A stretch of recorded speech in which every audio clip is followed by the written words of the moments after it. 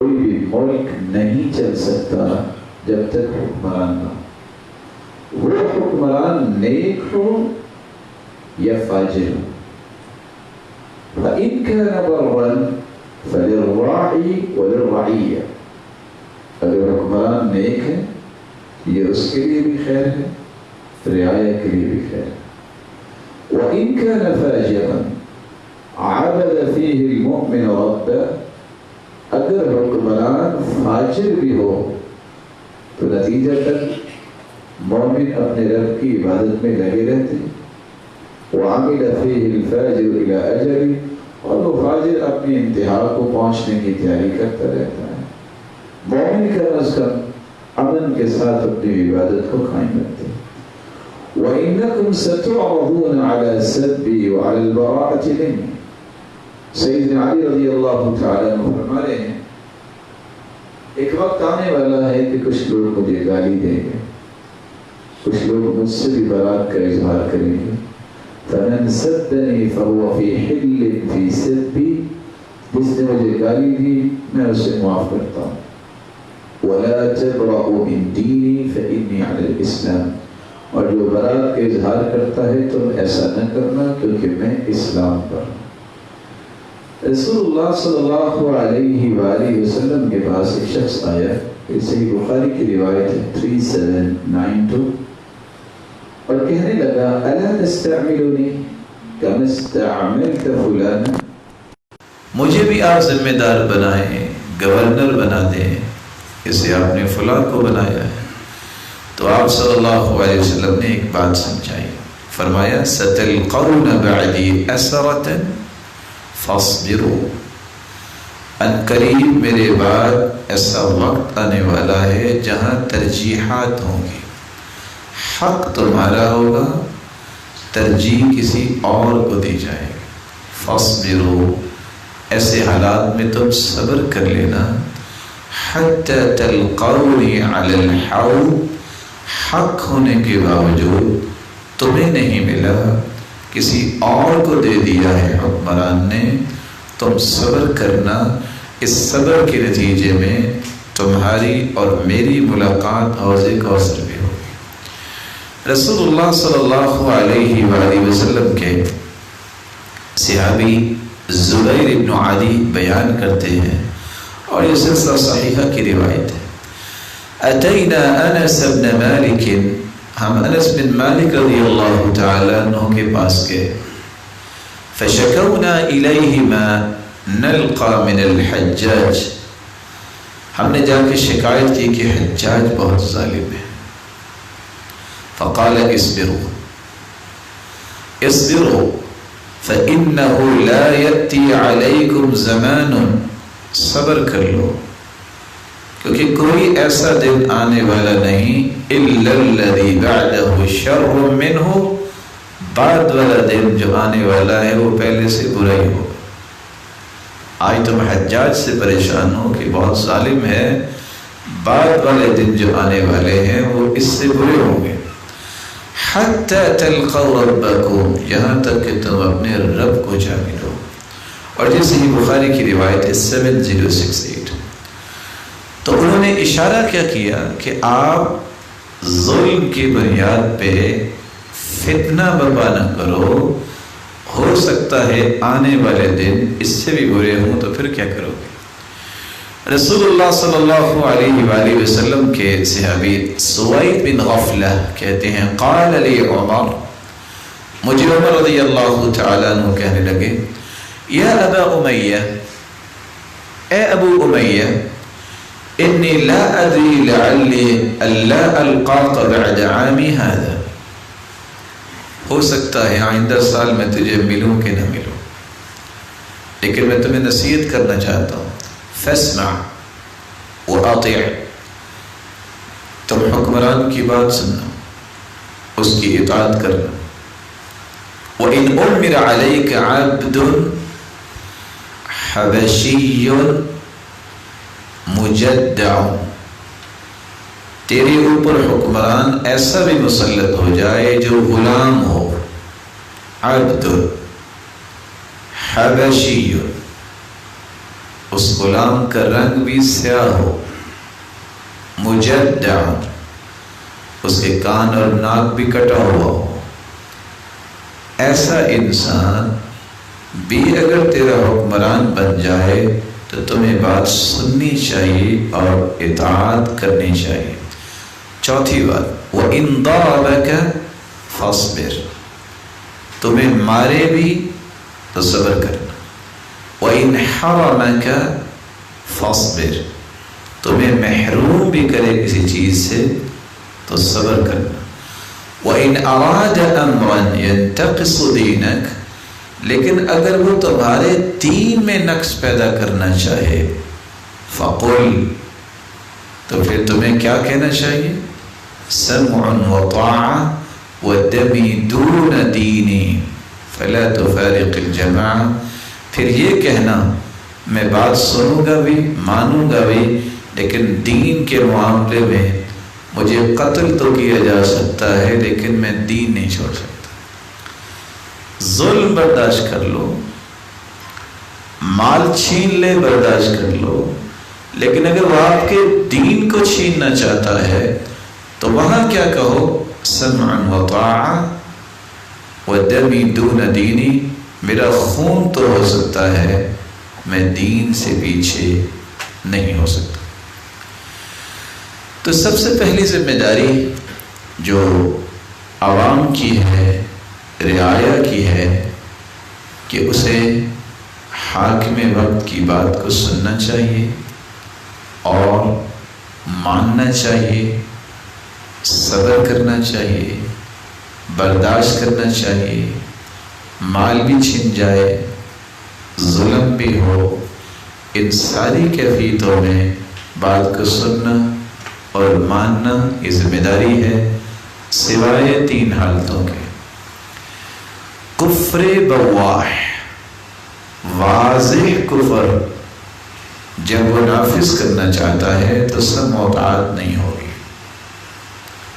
دوسری حالت، اگر وہ دین چھیننا چاہتا ہے آپ سے تو پھر اس بات کی اجازت اسے نہیں ہوگی۔ تیسری بات، اگر وہ کتاب اللہ کے خلاف فیصلہ نافذ کرنا چاہتا ہے تو وہاں بھی سمع و طاعت نہیں ہوگی، اتباع کتاب اللہ کی ہوگی۔ ان تین حالتوں کے سوا خواہ وہ غلام ہے، خواہ اس کا رنگ سیاہ ہے، خواہ وہ دیکھنے میں ناقص سی نظر آتا ہے، پھر بھی اس کی بات سنی جائے گی اور اس کی بات کو قبول کیا جائے گا۔ اس لیے علماء صرف لکھتے ہیں کہ سمع و طاعت جو ہے، بات کو سننا اور ماننا، یہ شریعت مطہرہ کے بنیادی قواعد میں سے ہے۔ اگر کہیں سمع و طاعت نہ ہو اور کسی چھوٹی بات پہ فتنہ کھڑا ہو جائے تو جو سمع و طاعت کر کے آپ امن لے سکتے ہیں اس امن سے بھی محروم ہو جائے گا۔ اور دنیا کے حالات آپ کے سامنے ہیں، جس جگہ بھی فتنہ کھڑا ہوا اس فتنے نے بہت سارے ایسے لوگوں کو بھی اپنی لپیٹ میں لے لیا جو بہت ہی مثبت سوچ رکھتے تھے۔ جب فتنہ کھڑا ہوتا ہے تو اس سے بچنا بہت مشکل ہو جاتا ہے۔ صدر الدین السلمی بیان کرتے ہیں، ان من قواعد الشریعۃ المطہرہ والملۃ الحنیفہ المحررہ، شریعت مطہرہ کے قواعد میں سے ایک قاعدہ یہ ہے، ان طاعۃ الائمہ فرض علی کل رعیہ، حکمران کی اطاعت کرنا یہ ہر رعیت کے فرد پر فرض ہے۔ وَأَنَّ طَاعَةَ السُّلْطَانِ مَقْرُونَةٌ بِطَاعَةِ الرَّحْمَنِ، لیکن اس کی اطاعت اس وقت کی جائے گی کہ اس کی اطاعت سے رحمان کی اطاعت ہو، کیونکہ آپ نے حدیث پڑھی ہے، جو اللہ کے رسول کی اطاعت کرتا ہے وہ اللہ کی اطاعت کرتا ہے، جو اس کی نافرمانی کرتا ہے وہ اللہ کی نافرمانی کرتا ہے، اور جو امیر کی اطاعت کرے گا اللہ کے رسول نے فرمایا وہ میری اطاعت کرے گا۔ تو معنی کیا نکلا؟ جس نے امیر کی اطاعت کرنی ہے تو وہاں جہاں رسول اللہ صلی اللہ علیہ وسلم کی اطاعت ہوگی، اور رسول اللہ صلی اللہ علیہ وسلم کی اطاعت اللہ کی اطاعت ہے۔ جس نے نافرمانی کی ہے اور حکمران صحیح ہے، اس نے نافرمانی کی تو اس نے اللہ کے رسول کی نافرمانی کی، اور اللہ کے رسول کی نافرمانی اللہ کی نافرمانی ہے۔ تو اطاعت کو اس وقت تک اختیار نہیں کیا جائے گا جب تک وہ اللہ کی اطاعت کی طرف نہ لے جائے، اس کے رسول کی اطاعت کی طرف نہ لے جائے۔ اس لیے سلف یہ کہا کرتے تھے، امام ابن تیمیہ رحمۃ اللہ علیہ فرمایا کرتے تھے کہ خیر کے کاموں میں بادشاہ کی بات کو ماننا، اس کو سننا، یہ تو عقیدت اہل سنت والجماعہ، صحیح عقیدہ رکھنے والوں کا ایک امتیازی شعار ہے۔ وہ کہا کرتے تھے لا یوجبون طاعت الامام، اہل السنت لا یوجبون طاعت الامام فی کل ما یأمر بہ، صحیح عقیدہ رکھنے والے ہر بات میں بادشاہ کی بات کی اطاعت کو واجب نہیں قرار دیتے، بل لا یوجبون طاعته الا فیما تسوغ طاعته فیہ فی الشریعہ، صرف اس بات میں بادشاہ کی اطاعت کو فرض قرار دیتے ہیں سلف صالحین جس سے اللہ کے رسول کی نافرمانی نہ ہو، اللہ کی نافرمانی نہ ہو، بلکہ شریعت کی بھی اطاعت وہاں ہو تو وہاں حاکم وقت کی بھی اطاعت کی جائے۔ ساتھ وہ کیا فرماتے ہیں فَلَا يُجَوِّزُونَ طَاعَتَهُ فِي مَعْصِيَةِ اللَّهِ، اللہ کی نافرمانی میں بادشاہ کی اطاعت کو وہ جائز نہیں سمجھتے۔ وَإِن كَانَ إِمَامًا عَادِلًا، خواہ عادل بادشاہ ہو اور وہ ظاہری کفر کہہ رہا ہے عوام کو، رعایا کو، اس کی بات نہیں مانی جائے گی، اس کا عدل اس کے ساتھ ہے، لیکن ایک عدل ہے جو اسے رعایا کے ساتھ بھی کرنا ہے۔ رعایا کو اللہ کا نافرمان بنانا یہ کوئی عدل نہیں۔ پھر فرمایا وَإِذَا أَمَرَهُمْ بِطَاعَةِ اللَّهِ فَأَطَاعُوهُ، اگر وہ اللہ کی اطاعت کا حکم دیتا ہے خواہ وہ فاجر آدمی کیوں نہ ہو، حکمران، اس کی بات مانو، کیونکہ اب وہ اطاعت کی بات کر رہا ہے۔ مثال کے طور پہ نماز کی بات کرتا ہے، زکوٰۃ کی بات کرتا ہے، سچ کی بات کرتا ہے، عدل کی بات کرتا ہے، حج اور جہاد فی سبیل اللہ کا حکم دیتا ہے، تو یہ ساری چیزوں میں آپ نے اطاعت جب کی اس کی تو اپنے شریعت کی اطاعت کی، یہ اللہ کے رسول کی اطاعت ہے، یہ اللہ کی اطاعت ہے۔ انما اطاع اللہ، ایسے ماحول میں آپ نے اس کی اطاعت کی بجائے اللہ اور اس کے رسول کی اطاعت کر لی ہے۔ والکافر والفاسق اذا امر بما هو طاعت للہ، اگر آپ کا بادشاہ کوئی کافر بن گیا ہے اور اسی طرح فاسق بن گیا ہے، وہ بھی آپ کو کہتا ہے نماز پڑھو، اس کا مطلب یہ نہیں ہوگا کہ اب یہ خود تو فاسق ہے تو ہمیں اس کی بات مان کے نماز کیوں پڑھے، آپ کو نماز پڑھنی پڑے۔ وہ خود فاسق ہے لیکن تمہیں کہتا ہے سچ بولو، خیانت نہ کرو، آپ کو اس کی بات کو ماننا ہوگا۔ کیوں ماننا ہوگا؟ لم تحرم طاعت اللہ ولا يسقط وجوبها لاجل امر ذلك الفاسق، اس لیے یہ واجب ختم نہیں ہوگا کہ فاسق کہہ رہا ہے، اس کا فسق اس کے ساتھ ہے، تمہیں تو اچھی بات کہہ لینا، تمہیں وہ بات ماننی ہے۔ امام ابن تیمیہ رحمۃ اللہ علیہ فرماتے ہیں فَأَهْلُ السُّنَّةِ لَا يُطِيعُونَ وُلَاةَ الْأُمُورِ مُطْلَقًا، اس لیے اہل سنت والجماعہ جن کا عقیدہ صحیح ہے وہ مطلق طور پر اطاعت کی بات نہیں کرتے، کہتے ہیں جہاں اللہ اور اس کے رسول کی اطاعت ہوگی وہاں اس کی بات کو تسلیم کیا جائے گا، وہ کیسا بھی ہے، وہ بر نیک ہے، فاجر گنہگار ہے، دونوں حالتوں میں جب وہ اللہ اور اس کے رسول کی اطاعت کی بات کرے گا اس کی بات کو سنا بھی جائے گا اور اس کی بات کو مانا بھی جائے گا اور اس کے ساتھ کھڑا ہونا چاہیے۔ سہل ابن عبداللہ التستری رحمہ اللہ فرمایا کرتے تھے، کیسے پتہ چلے گا کہ کسی کا عقیدہ صحیح ہے؟ یہ بات بڑی مہم ہے اور لکھنے والی ہے، سمجھنے والی ہے۔ کیسے پتہ چلے گا کہ کسی کا عقیدہ صحیح ہے کہ نہیں؟ اس بات کو سمجھنے کے لیے انہوں نے بیان کیا ہے کہ 10 باتیں جس انسان کے اندر ہو اس کا عقیدہ صحیح ہو۔ سب سے پہلی بات، لا یترک الجماعہ، مسلمانوں کی جماعت کو وہ چھوڑے نہیں، ان کے ساتھ لگا رہے۔ جماعت کے اندر برے لوگ بھی ہوں گے، اچھے لوگ بھی ہوں گے، نیک صالح بھی ہوں گے، فاجر فاسق بھی ہوں گے۔ مسلمانوں کی جماعت سے بیزار ہو کہ کافروں کا ساتھی نہ بنے، اس کا عقیدہ صحیح ہے۔ مسلمانوں سے متنفر ہو کر کافروں کی فضائل بیان نہ کرے کہ کافر بہت اچھے ہیں، ان سے مرعوب نہ ہو۔ دوسری نشانی، وَلَا يَخْرُجْ عَلَى هَذِهِ الْأُمَّةِ بِالسَّيْفِ، عقیدہ اس کا صحیح ہے جو ملت اسلامیہ پہ تلوار نہیں اٹھاتا۔ دوسری نشانی، جو شخص مسلمانوں کو قتل کرنا چاہتا ہے اور مسلمانوں کے خلاف ہی وہ تلوار اٹھاتا ہے، یا آپ دیکھتے ہیں خود کو حملہ کرنے والے ظالم، یا آپ دیکھتے ہیں ابریا بے گناہوں کو قتل کرنے والے، ان کا عقیدہ درست نہیں۔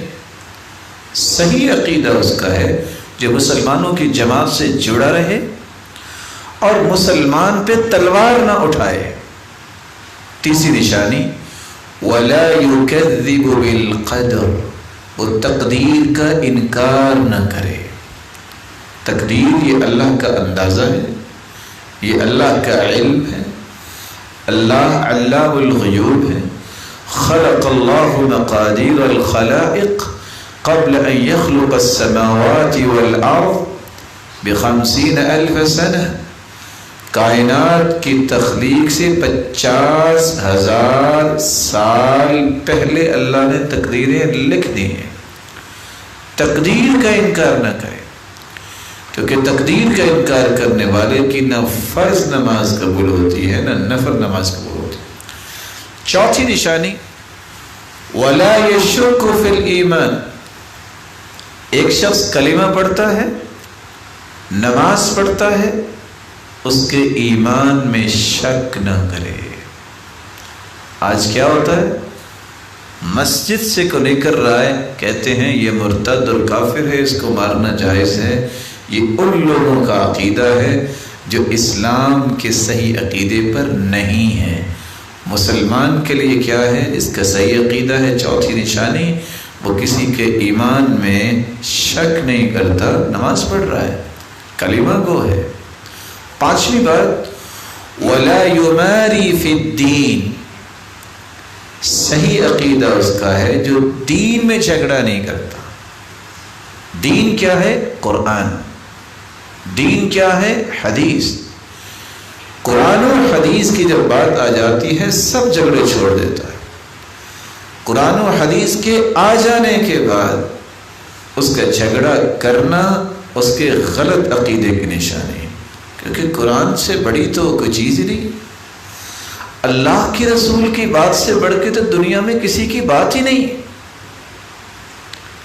چھٹی نشانی، وَلَا يَتْرُكُ الصَّلَاةَ عَلَى مَنْ يَمُوتُ مِنْ أَهْلِ الْقِبْلَةِ بِالذَّنْبِ، وہ لوگ جو مسلمان ہیں، اہل قبلہ ہیں، خواہ انہوں نے گناہ بھی کیے، ان کی نماز جنازہ کو ترک نہیں کرتا۔ کچھ لوگ کہتے ہیں نا اس کا جنازہ نہیں پڑھنا، کیوں نہیں پڑھنا، اس نے فراڈ کیا، اس نے یہ کیا، اس نے یہ کی، گناہ ہے، نو ڈاؤٹ، گناہ نیکیاں نہیں بنے گی جب تک توبہ نہیں کرتے، لیکن کسی گناہ کی بنیاد پہ کسی مسلمان کا جنازہ نہ چھوڑنا یہ صحیح عقیدہ ہے، اور چھوڑ دینا یہ عقیدہ غلط ہے۔ کتنی نشانیاں ہوگی؟ 7ویں نشانی یہ ہے وَلَا يَتْرُكُ الْمَسْحَ عَلَى الْخُفَّيْنِ، نماز پڑھنے کے لیے وضو کے وقت موزوں پہ مسح کرنا اس کو نہیں ترک کرتا۔ 70 صحابہ سے یہ بات منقول ہے۔ کتنے صحابہ سے؟ کہ آپ صلی اللہ علیہ وسلم نے موضوع پہ مسح کیا ہے۔ اگر کوئی شخص اس بات میں تذبذب کا شکار ہو جائے کہ میں نہیں کرتا مسح، اور کچھ لوگ نہیں کرتے، نام لینے کی ضرورت نہیں ہے، وہ نہیں کرتے، کہتے ہیں جرابوں پہ مسح نہیں ہے، اور رسول اللہ صلی اللہ علیہ وسلم کی روایت بالکل واضح ہے۔ صحابی کہتے ہیں مسح علی الجوربین والخفین، اللہ کے رسول نے جرابوں پہ بھی مسح کیا اور موزوں پر بھی مسح کیا۔ جو اس بات کا انکاری ہے اس کا عقیدہ درست نہیں ہے۔ اور 70 صحابہ ایک بات پیش کر رہے ہیں، اور کیوں وہ نہیں کرتے میں تھوڑی سی اس کی بھی حقیقت کھول دوں۔ کہتے ہیں نہیں، ان جرابوں پہ مسح ہوگا جو اتنی موٹی ہو، ایک مقدار بتائی جاتی ہے، اور پانی اس پہ گرایا جائے تو پانی اندر نہ جائے، اس کے موزے میں فرق کیا رہا؟ پھر موزہ بھی چمڑے کا ہوتا ہے، پانی تو اندر نہیں جاتا۔ اور اتنی موٹی جراب کا ہونا اس وقت جو ہے صحابہ کے دور میں، یہ فیکٹری کس نے بنائی تھی جہاں اس طرح کی جرابیں بنتی تھی؟ برائدہ کہتے ہیں ما ہی الا ممزقہ، اور دوسری شرط کیا ہے کہ اس میں 1 یا 2 انگلیاں جو ہے اتنا سوراخ نہ ہو۔ ما ہی الا ممزقہ، صحابہ کرام کے پھٹے پرانے ہی وہ موزے ہوتے تھے، اس میں وہ مسح کرتے تھے۔ خود ساختہ یہ شرطیں بنا لینا، امت پہ مشقت کا ماحول پیدا کر دینا جس کا حدیث میں کوئی تذکرہ نہیں ہے، یہ بہت بڑا ظلم بھی ہے، جرم بھی ہے۔ اس لیے یہ 7ویں نشانی ہے، صحیح عقیدہ اس کا ہے وَلَا يَتْرُكُ الْمَسْحَ عَلَى الْخُفَّيْنِ، جو موضوع پہ مسح کو چھوڑتا نہیں ہے۔ امام ابو حنیفہ رحمۃ اللہ علیہ جب زندگی کا آخری وضو کیا ہے تو انہوں نے مسح کیا ہے۔ اگر اس عالم کو ماننے والا بھی کوئی ہے رحمہ اللہ، اگر اس کو کوئی ماننے والا بھی ہے تو آج بھی جامع ترمذی کھولے، اس حدیث پہ پہنچ کے ذرا خود پڑھے کہ اگر امام ابو حنیفہ رحمۃ اللہ علیہ نے زندگی کے آخری وضو میں مسح کیا ہے تو اس کی محبت کہاں ہے اس کے ساتھ؟ یہ مسح کو ناجائز کیسے سمجھتا ہے؟ اس لیے صحیح عقیدہ اس کا ہے جو اللہ کے رسول کے اس عمل کو ترک نہیں کرتا۔ وَلَا يَتْرُكُ الْجَمَاعَةَ خَلْفَ كُلِّ وَالٍ جارن او عدل، اس شخص کا عقیدہ صحیح ہے جو کسی کے پیچھے نماز پڑھنا نہیں چھوڑتا، ہر بادشاہ کے پیچھے نماز پڑھتا ہے، خواہ وہ بادشاہ عدل کرتا ہے یا ظلم کرتا ہے۔ حجاج بن یوسف 1,00,000 انسانوں کا قاتل ہے، اور ایسی ہستیوں کا قاتل ہے کہ وہ صحابہ کی ہستیاں تھیں، لیکن عبداللہ ابن عمر جو صحابی رسول ہیں ان کے پیچھے نماز پڑھتے تھے۔ اور آج کتنی بڑی شرمندگی کی بات ہے کہ آج مسجد میں جا کے بھی لوگ دوسرے کے پیچھے نماز نہیں پڑھتے۔ یہ غلط عقیدہ ہے، نظریہ غلط ہے۔ ایک مسلمان کے پیچھے اب نماز پڑھنے سے گریزاں ہے۔ ہاں، اس بات کی وضاحت بھی میں کیے دیتا ہوں، نماز کس امام کے پیچھے پڑھی جائے گی؟ سوال کرنے والے کرتے ہیں یہ تو جی مشرک ہے۔ اگر مشرک ہے تو مشرک تو نماز نہیں پڑھتا۔ اقیموا الصلاۃ ولا تکونوا من المشرکین، تم نماز پڑھو، مشرک نہ ہو جاؤ، کیونکہ مشرک نماز نہیں پڑھتا۔ اگر آپ کے علم میں ہے کہ اس کا شرک ہے لیکن دعویٰ اسلام کا کرتا ہے تو آپ نہ پڑھیں. اور شرک کی تعریف کا آپ کو پتہ ہونا چاہیے. شرک کیسے کیسے ہوتا ہے آپ کے علم میں ہونا چاہیے. اپنے نظریے سے کسی کو مشرک مت بناؤ. قرآن کے نظریے سے کوئی مشرک ہے تو نہ پڑھے. سوال آتا ہے کہ بدعتی کے پیچھے نماز کیسے پڑھیں؟ بدعتی کس کو کہتے ہیں؟ الفعل المخالف لرسول اللہ صلی اللہ علیہ وسلم. سادہ سی تعریف بدعت کی یہ ہے کہ جو اللہ کے رسول کی مخالفت کرتا ہے وہ بدعتی ہے.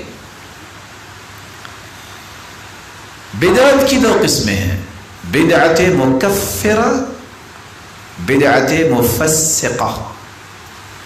بدعت مکفرہ یہ ہے ایک شخص سراسر حدیث کی مخالفت کرتا ہے. قرآن کی ایک بات ہے وہ اس کی مخالفت کرے، کہتے نہیں میرے بڑے نے یہ کہا تھا. حدیث بخاری مسلم کی موجود ہے، وہ کہتا ہے نہیں میں نے یوں کرنا ہے. دو چیزوں کی موجودگی میں وہ ڈھٹائی کے ساتھ ایک نئی چیز کو اسلام بنا کے پیش کرتا ہے. صرف کرتا ہی نہیں ہے اس پہ عمل، بلکہ لوگوں کو بلاتا ہے، ترغیب دیتا ہے، دعوت دیتا ہے. یہ ہے بدعت مکفرہ. اس کے پیچھے اب نماز نہ پڑھے. کیوں؟ اللہ کے رسول کو سچا نبی ماننے سے انکاری ہوا پھرتا ہے تو نماز کیا ہے؟ ایک ہے بدعت مفسقہ، بدعت کا مرتکب ہے لیکن بدعت کا داعی نہیں ہے اور اس کے پاس یہ آشنائی نہیں ہے. آپ آرام سے اس کے پیچھے نماز پڑھ لیں. کیوں نماز پڑھ لیں؟ صحیح بخاری کی روایت ہے صلی خلفہ وعلیہ بدعتہ، اس کے پیچھے نماز پڑھو، اس کی بدعت اس کے سر پہ ہے. آپ کی نماز ہو جائے گی. نماز ضائع نہ کریں. اور صحیح بخاری میں امام بخاری روایت لے کے آئے ہیں وہ لوگ جو سیدنا عثمان کے قاتل تھے، بلوائی، آ کے صحابہ نے کہا کہ وہ نماز پڑھنے لگے ہیں. آپ حیران ہو رہے ہوں گے کہ قاتل عثمان کیوں نماز پڑھنے لگے، کیا کریں؟ سیدنا عثمان نے بھی کہا تھا الصلاۃ خیر من ھذا، جاؤ ان کے ساتھ نماز پڑھو، نماز بہتر ہے. اور انہوں نے نماز ان کے ساتھ ہی پڑھی تھی. تو صحیح عقیدہ اس کا ہے کہ جو شخص کسی بھی ظالم کسی بھی عادل دونوں حالتوں میں بادشاہ کے پیچھے نماز کو ترک نہیں کرتا، اس طرح کی باتوں میں آ کے نماز کو چھوڑ دینا یہ صحیح عقیدے کی نشانی نہیں ہے. اللہ عز و جلال سب کا عقیدہ درست فرمائے. چوتھی بات، سمع و اطاعت جو ہے بادشاہ کی، اس کی بات کو سننا اور اس کی اطاعت کرنا یہ بہت بڑی خیر بھی ہے. کیسے خیر ہے؟ حافظ ابن حجر اسقلانی رحمۃ اللہ علیہ فرماتے ہیں وَقَدْ أَجْمَعَ الْفُقَهَاءُ عَلَى وُجُوبِ طَاعَةِ السُّلْطَانِ الْمُتَغَلِّبِ وَالْجِهَادِ مَعَهُ. تمام فقہاء کا اس بات پر اتفاق ہے کہ جو بھی آپ کا حکمران ہے خواہ وہ متغلب ہے، زبردستی بن گیا، غلبہ پا کے اس نے آپ پہ حکمرانی کی ہے، تو اس کی اطاعت کرنا یہ واجب ہے اور اس کے ساتھ ہی جہاد کرنا واجب ہے. وَأَنَّ طَاعَتَهُ خَيْرٌ مِنَ الْخُرُوجِ عَلَيْهِ لِمَا فِي ذَلِكَ مِنْ حَقْنِ الدِّمَاءِ وَتَسْكِينِ الدَّهْمَاءِ. کیونکہ اگر آپ اس کی اطاعت نہیں کرتے تو جس کے نتیجے میں جتنا خون بہے گا اور جتنے فتنے اٹھیں گے آپ اس کو سنبھال نہیں سکو گے. پانچویں بات، نظام زندگی کی تنظیم کا صحیح ذریعہ جو ہے وہ ہے کہ سعادت کی راہ کو اختیار کیا جائے، حکمران کی اس بات کو سنا بھی جائے اور اس کو تسلیم بھی کیا جائے جو شریعت کے مخالف نہ ہو. ابن رجب حنبلی رحمۃ اللہ علیہ فرماتے ہیں اما السمع والطاعة لولاة امور المسلمین ففیہا سعادت الدنیا. سمع و طاعت کا جو نظام ہے کہ بادشاہ کی بات کو ماننا ہے، اس میں ایک تو دنیا کی سعادت ہے وَبِهَا تَنظِيمُ مَصَالِحُ الْعِبَادِ فِي مَعَائِشِهِمْ، اور اس میں ہی رعایا کی معیشت کو مضبوط بنانے کا ایک ذریعہ ہے۔ وَبِهَا يَسْتَعِينُونَ عَلَى إِظْهَارِ دِينِهِمْ وَطَاعَةِ رَبِّهِمْ، اگر وہ اطاعت کریں گے تو اپنے دین کے اظہار کرنے میں اور اپنے رب کی اطاعت میں آزادانہ یہ دونوں کام کر سکیں گے۔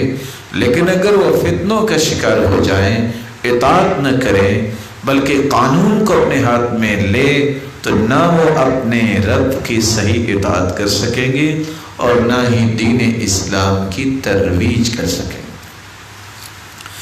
اس لیے عمر رضی اللہ تعالیٰ عنہ نے ایک بات سمجھائی جو چھٹی بات ہے اس کے متعلق، کہ سمع و طاعت کے بغیر تو کسی بھی قوم کا اور کسی بھی ملک کا کسی بھی حکمران کا تصور ہی نہیں ہے۔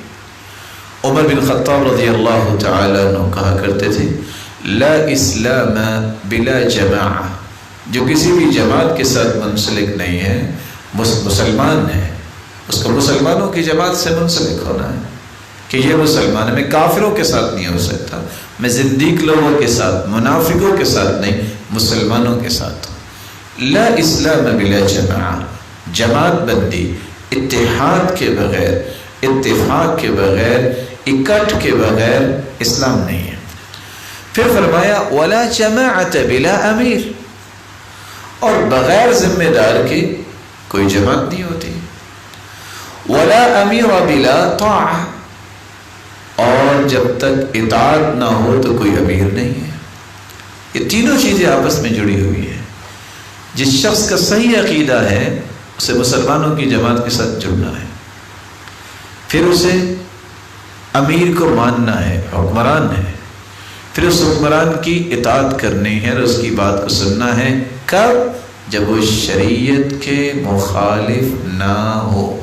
جب شریعت کے مخالف ہو تو آپ حدیث سن چکے ہیں فَلَا سَمْعَ وَلَا طَاعَ، پھر اس کی بات سننا اور ماننا یہ کسی پر بھی واجب نہیں ہے۔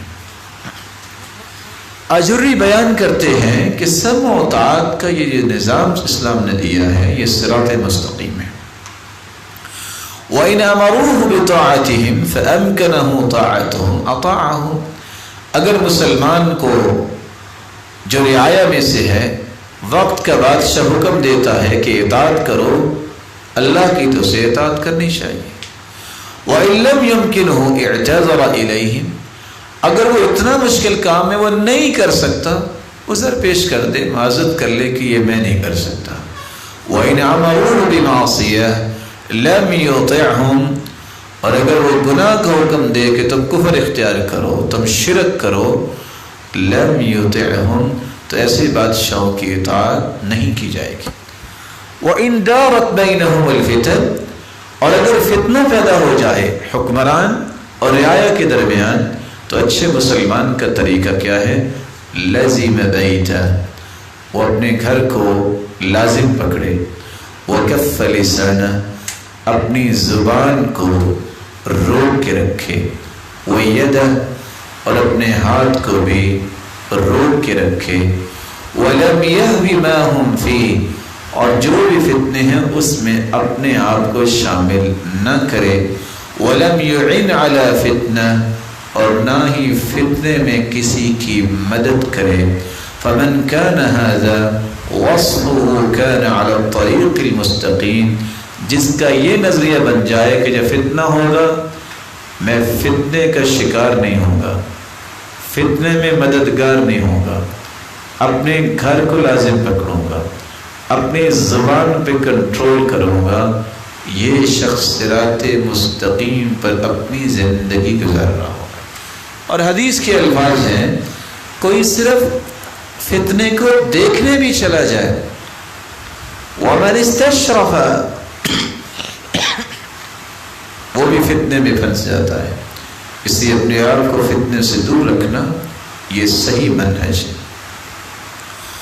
حسن بصری رحمۃ اللہ علیہ فرمایا کرتے تھے خوف اور وحشت معاشرے کے اندر ختم اس وقت ہوتی ہے جب اس کے اندر سمع و طاعت کا نظام ہوتا ہے کہ ہم نے بات سننی ہے اور پھر بات کو ماننا ہے۔ حسن بصری رحمۃ اللہ علیہ کہا کرتے تھے واللہ لو ان الناس اذا ابتلوا من قبل سلطانهم، اگر لوگوں پر بادشاہ وقت کی طرف سے آزمائش آ جائے اور بادشاہ کے ظلم کی چکی میں پس رہے ہیں، صبر، صرف ایک کام کر لیں، صبر کر لیں، ما لبثوا ان يرفع اللہ عز وجل ذلك عنہم، بہت جلد اللہ تعالیٰ اس مصیبت کو رعایا سے دور کر دیں گے۔ وذلك انہم یفزعون الى السیف السلاح، لیکن اگر وہ صبر کو چھوڑ کے تلوار پکڑ لیں گے، قانون کو اپنے ہاتھ میں لیں گے، تو پھر اللہ انہیں ان کے ہی سپرد کر دے گا، اللہ کی مدد نہیں آئے گی۔ اور ساتھ فرماتے ہیں وَوَاللَّهِ مَا جَاءُوا بِيَوْمٍ خَيْرٍ قَطْ، اور اگر انہوں نے تلوار اٹھا لی، لڑائی شروع کر دی، فتنہ برپا کیا، تو ہر آنے والا دن اللہ کی قسم خیر کا دن ان کے لیے نہیں ہوگا۔ پھر انہوں نے قرآن مجید کی آیت کی تلاوت کی وَتَمَّتْ كَلِمَةُ رَبِّكَ الْحُسْنَى عَلَى بَنِي إِسْرَائِيلَ بِمَا صَبَرُوا وَدَمَّرْنَا مَا كَانَ يَصْنَعُ فِرْعَوْنُ وَقَوْمُهُ وَمَا كَانُوا يَعْرِشُونَ۔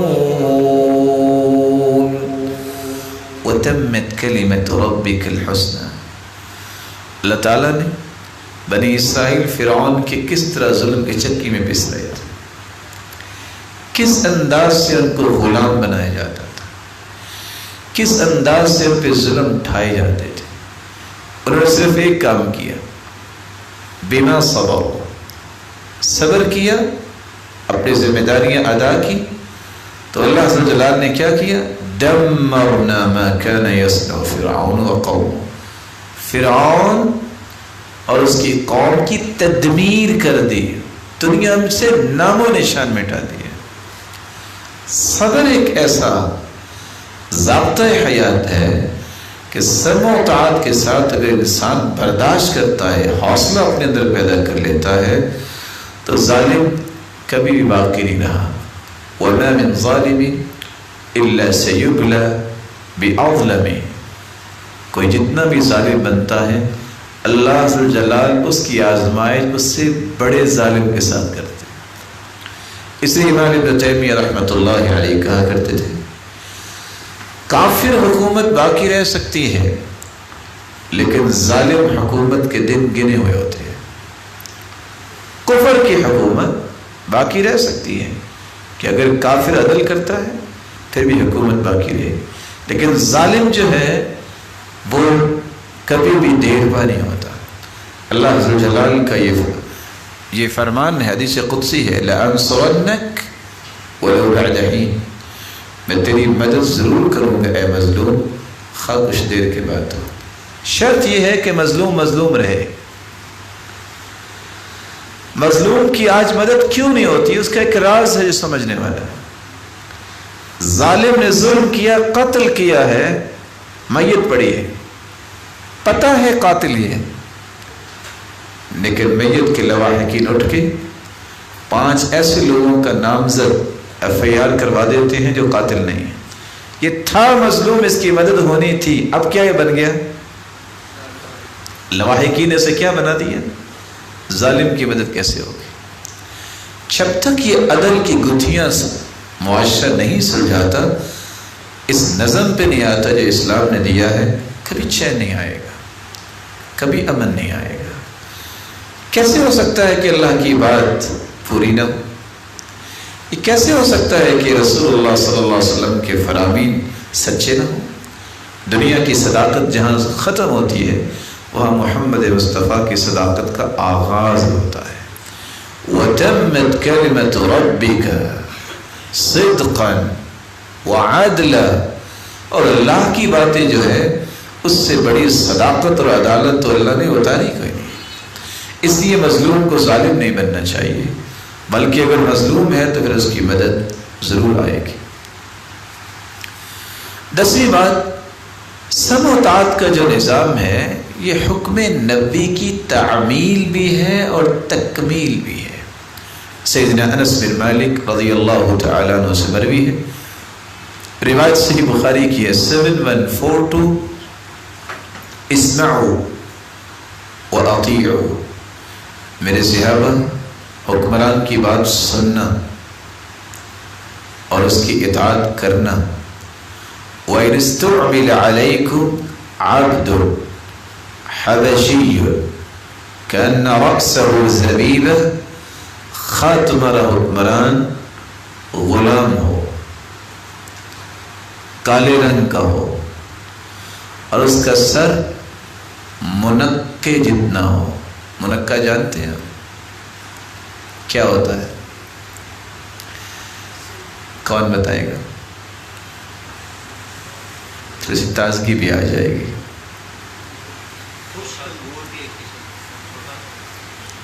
چھوٹا سا کتنا؟ 2 کلو کا؟ پتہ ہے ویسے منقہ کس کو کہتے ہیں؟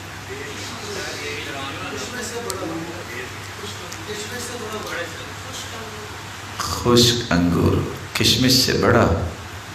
یہ کہاں پیدا ہوتا ہے؟ موٹا انگور. کہ دنیا میں کسی انسان کا سر اتنا ہے؟ حدیث نے کتنا گہرا اشارہ کیا، اور صحیح بخاری کی روایت میں کوٹ کر رہا ہوں. وَإِنِ اسْتُعْمِلَ عَلَيْكُمْ عَبْدٌ، پہلی بات نظام جو دنیا کا ہے، کہتے ہیں بس چودھری ہی بن سکتا ہے، غلام بادشاہ نہیں بن سکتا. کہا غلام بھی بن جائے، بنا دیا جائے، اس کا مطلب ہے کہ اس کو بھی بنایا جا سکتا ہے. حبشی، رنگ کا اعتبار نہیں ہوگا کہ اس کا سفید رنگ ہے، اس کا سیاہ رنگ ہے.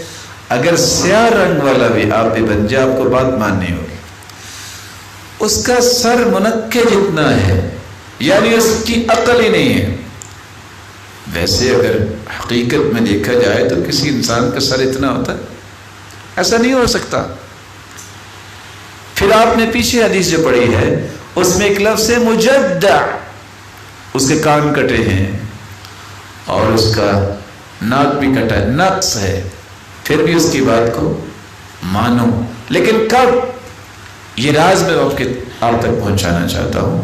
رسول اللہ صلی اللہ علیہ وآلہ وسلم نے، اس صحیح مسلم کی روایت ہے 1298 اور جامع ترمذی کی روایت ہے 3060.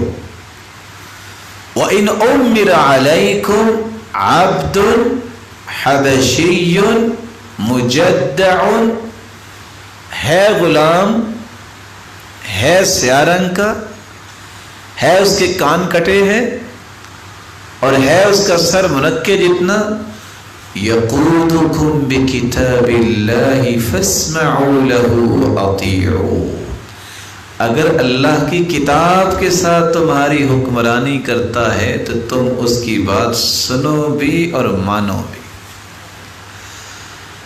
اس بات کو پھر سمجھیے، یہ بات سمجھ میں آ جائے تو آپ سینکڑوں فتنوں سے بچ سکتے ہیں. نظام کیا ہے دنیا میں؟ بادشاہ کا بیٹا بادشاہ بنے گا، باقی قوم تو غلام ہوگی ان کی. شریعت کہتی ہے غلام بھی بنے گا تو اس کی بات بھی ماننی پڑے گی. غلام بھی اچھا ہو سکتا ہے.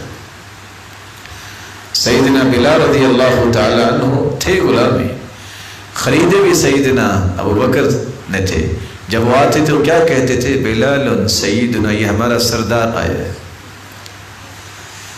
کتاب اللہ قرآن کے ذریعے جو حکمرانی کرتا ہے، نقص آپ نے چاروں سن لیے ہیں، اس کی بات ماننی پڑے گی. ہم اصل میں اس وقت دنیا کے اندر جس پریشانی کے شکار ہیں، اس حدیث کے تناظر میں اس پریشانی کو سمجھیں. پریشانی کیا ہے؟ ہم یہ سمجھ بیٹھے کہ جو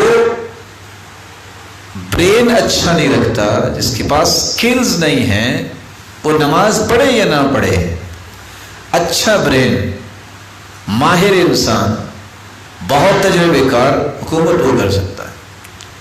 شریعت کہتی ہے بیڑا غرق یہی کرے گا، اس کا رب کے ساتھ تعلق نہیں ہے، وہ کبھی قوم کو جو ہے وہ کامیابی کی طرف نہیں لے جا سکتا۔ کیسے 16 سالہ بچہ جس کو اللہ کے رسول نے اسامہ رضی اللہ تعالیٰ عنہ کو لشکر کا امیر بنایا، صحابی ابو بکر بھی موجود تھے، آپ کی وفات کے بعد کہا اللہ کے رسول نے کہہ دیا نا یہ اسامہ ہی جائے گا، میں اس کے متحد ہی رہوں گا۔ اسامہ لشکر کے امیر ہیں، روانہ کرنے والے بھی سیدنا ابو بکر صدیق ہے، جیسے کوئی صحابی نہیں ہے۔ جب تک یہ مینٹیلٹی ہماری درست نہیں ہوگی کہ یہ نمازیں پڑھنے والے، یہ قرآن کی بات کرنے والے، ان کے پاس تو ہے کچھ نہیں، یہ کیسے کر سکتے ہیں، یہ مینٹیلٹی ہی بنیادی طور پہ انسان کو جرم پہ لگا دیتی۔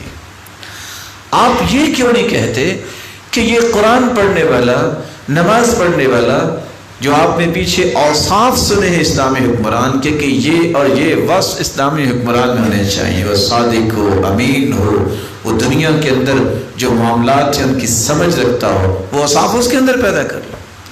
سیم اسی طرح ایک شخص اپنی بیٹی 20 سال تک صالحہ اور نیک بیٹی، اس کا رشتہ طے کرتے وقت یہ نہیں دیکھتا نمازی ہے کہ نہیں، دیکھتا ہے لینڈ لارڈ ہے کہ نہیں، اور ساتھ کیا کہے گا، دعا کر دیں اللہ اسے نمازی بنا دے۔ تو اگر تم کسی نمازی سے بیعہ دو اور یہ آگے کہو دعا کر دو اللہ اسے دنیا دے دے، اچھا پہلی دعا قبول ہوگی دوسری نہیں ہوگی؟ نہیں ہوگی، وہ یہ فرق ہے۔ تو رسول اللہ صلی اللہ علیہ وآلہ وسلم نے یہ نظام دیا ہے کہ تمہیں بنیاد کیا ہے، یقودکم بکتاب اللہ، اللہ کی کتاب کے ذریعے جب تک وہ حکمرانی نہیں کرتا تو اس وقت تک اس میں کبھی خیر نہیں ہوئی۔ اور آپ نے وہ روایت تو سنی ہوئی ہے جو گزشتہ حدیث میں ہم نے پیش کی تھی، میں صرف دہرائی دیتا ہوں اس حدیث کے تناظر میں۔ رسول اللہ صلی اللہ علیہ وسلم نے فرمایا خمس اذا ابتلیتم بہن لم تر حتی یعلنوا بها، جس قوم کے اندر فحاشی اور عریانی اعلانیہ ہو جائے، یعلنوا بها اعلانیہ، کوئی چینل دکھائیے الا من رحم ربی جو محفوظ ہے، نتیجہ کیا نکلے گا، الا مگر جس معاشرے میں یہ ہوگا کیا، اللہ عز و جلال 2 عذاب اس پہ نازل کریں گے۔ کون کون سے؟ الاوجاع، ایسی بیماریاں آئیں گی جو زندگی میں لم تکن مضت فی اسلافہم الذین مضوا، پہلی قوموں کو ان کے نام کا بھی پتہ نہیں ہو، سابقہ گزر آپ کے علم میں ہونا چاہیے۔ مصر، آپ 200 سال پہلے اس کی تاریخ کو دیکھیں، مصر آج بھی جب وہ بات کرتے ہیں تو وہ قوم جس طرح ہم کہتے ہیں نا پاکستانی قوم، مجھے نہیں کہتے، کہتے ہیں والشعب العظیم، عظیم قوم۔ سب سے پہلے فحاشی اور ریانی کا عنصر جو ہے فرانس کے ذریعے مصر میں آیا تھا۔ زینب زغلول نے سب سے پہلے وہاں سے واپس آ کے عبایا برقعے کو لا کے میدان میں کھڑے ہو کے آگ لگائی تھی۔ سب سے پہلے رقص کے یہ سارے جو ہے معاملات یہ موسیقی کے انہوں نے شروع کیے، نتیجتاً آج اس سگریٹ کو چکی، یہ وہی تھا جس کو اللہ تعالیٰ نے کیا شان دی تھی۔ اس کی پرانی تاریخ کو فرعون کی طرف لے جائیے، کیا کچھ انہوں نے بنایا، جس قوم کے اندر فحاشی اور یعنی علل اعلان ہو جائے 2 عذابوں سے نہیں بچ سکتی، بھوک اور ایسی بیماریاں جو اس سے پہلے کسی قوم کو نہیں آئی ہوں گی۔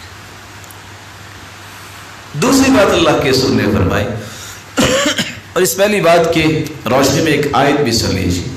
آپ کے علم میں ہے کہ سیدہ عائشہ رضی اللہ تعالی عنہ مومنوں کی ماں ہے نا، اس جیسی پاکیزہ عورت اللہ نے پیدا نہیں کی۔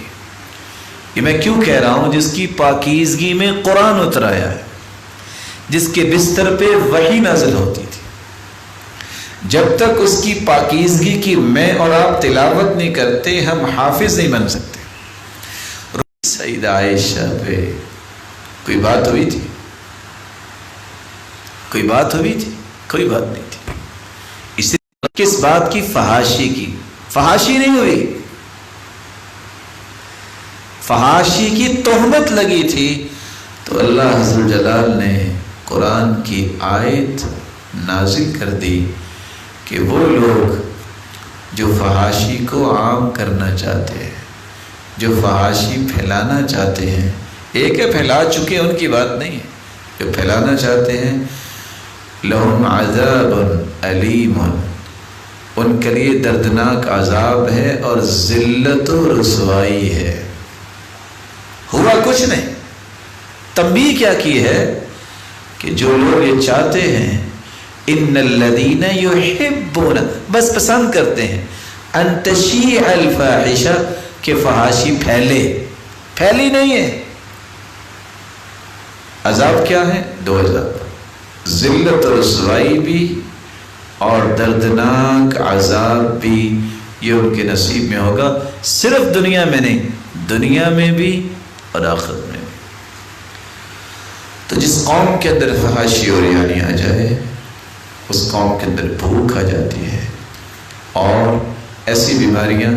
آج سچی بات یہ ہے، پہلے لوگ چیک اپ کرواتے تھے تو 2-3 چیزیں ہوتی تھی، اب وہ اتنا لمبا پیج ہوتا ہے، سمجھ نہیں آتی ہے کیا کیا چیک کر رہے ہیں، یہ کیا ہے، یہ کس کا کوڈ ہے۔ اتنی بیماریاں انسان کے تصور سے باہر ہے کہ یہ کیسے بیماری بن گئی، یہ بیماری ہوتی کیسے ہے، پتہ ہی نہیں کسی کو۔ اللہ تعالیٰ ہم سب کو محفوظ فرمائے۔ پھر آپ نے فرمایا وَلَمْ يَمْنَعُوا زَكَاةَ أَمْوَالِهِمْ إِلَّا مُنِعَ الْقَطْرُ مِنَ السَّمَاءِ وَلَوْلَا الْبَهَائِمِ لَمْ تُمْطَرُوا وَلَوْلَا الْبَهَائِمِ لَمْ تُمْطَرُوا۔ جس قوم کے لوگ زکوٰۃ نہ دیں، اس قوم سے اللہ رحمت کھینچ لیتے ہیں، حتیٰ کہ رحمت کی بارشیں بھی نہیں برستی، اگر چوپائے اور جانور نہ ہوں تو کبھی بارش اترے ہی نہ۔ اسے 3 باتیں سمجھ آئی۔ جس قوم کے اندر زکوٰۃ کے چور ہوتے ہیں، وہ لوگ اللہ کی رحمت سے محروم ہوتے ہیں۔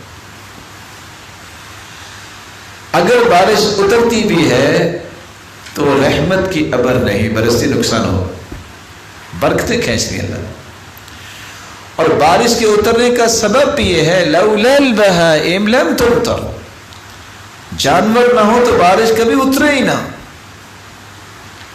آج اس حدیث کے تناظر میں اگر دیکھا جائے، 22 کروڑ مسلمانوں میں سے اس وطن عزیز، اس کے اللہ تعالیٰ حفاظت فرمائے، کتنے زکوٰۃ دیتے ہیں؟ یہ صاحب زکوٰۃ ہیں، کتنے زکوٰۃ دیتے ہیں؟ اور یہ پیغام اس حدیث کی روشنی میں آپ لوگوں کے ذہن میں ڈالنا چاہتا ہوں۔ پریشانی کس بات کی ہے؟ زکوٰۃ کا نظام جب تک نہیں ہوتا، اس ملک کی معیشت کبھی بھی سٹیبل نہیں ہوتی۔ کافروں کو چھوڑے، ان کا نظام اپنا ہے۔ مسلمان جو دعویٰ کرتا ہے مسلمان ہے، جو دعویٰ کرتا ہے کہ اسلامی حکومت ہے، الحمدللہ یہ مسلمانوں کا ملک ہے اور اسلامی حکومت ہے، اس ملک میں جب تک زکوٰۃ کا نظام جو ہے وہ قائم نہیں ہوتا، کبھی بھی معیشت سٹیبل نہیں ہو سکتی۔ اور اس کی مثال ہے 10 سال اللہ کے رسول نے مدینہ میں گزارے، جانتے ہیں نا، 86 جنگیں کی، 56 میں خود شریک ہوئے، لیکن سوائے زکوٰۃ کے مدینے والوں پہ کوئی ٹیکس نہیں تھا۔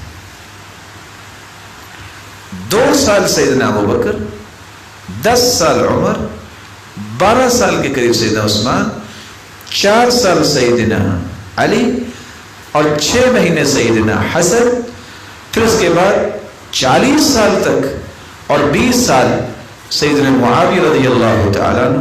اس پورے کے پورے عرصے میں سوائے زکوٰۃ کے کوئی نظام نہیں تھا، اور حالت یہ تھی۔ پھر عمر بن عبدالعزیز تک کام پہنچا تو عمر بن عبدالعزیز نے بھی یہی کام کیا تھا کہ اس سے پہلے آنے والے جتنے حکمران تھے، جس کو وہ کرپٹ کہتے تھے لوگ، انہوں نے یہی کام کیا، زکوٰۃ کے نظام کو مضبوط کیا۔ لکھنے والا لکھتا ہے زکوٰۃ کا جب مال اکٹھا ہوا تو کہا مسکینوں کو دو،